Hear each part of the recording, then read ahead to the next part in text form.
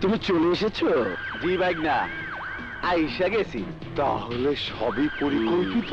হ্যাঁ, এইখানেই শেষ না, বাকি বিষয়টাও দেখবে। এই, ওই পাশের ঘর থেকে ওর মেয়েটাকে নিয়ে যা। যা।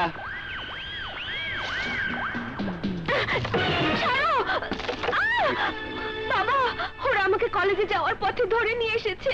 আমার মেয়ে কি অপরাধ করেছে? তোমার মেয়ে কোনো অপরাধ করেনি। কান টানলে যেমন মাথা আসে, ঠিক সেই ফর্মুলায় এখন তুমি হলে মাথা, আর তোমার মাই হইলো কান।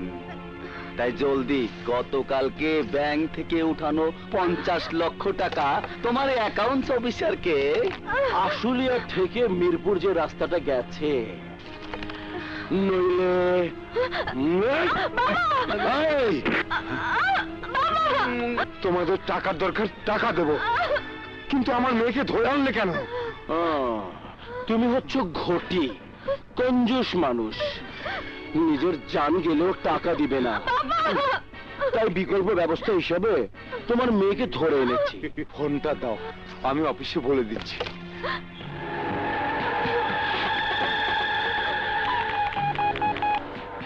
হ্যালো, অ্যাকাউন্টস অফিসার সাহেব, গতকাল ব্যাংক থেকে যে 50 লাখ টাকা তুলেছেন, সেই টাকাটা নিয়ে আশুলিয়া থেকে মিরপুর যে রাস্তা গেছে সেখানে চলে আসুন।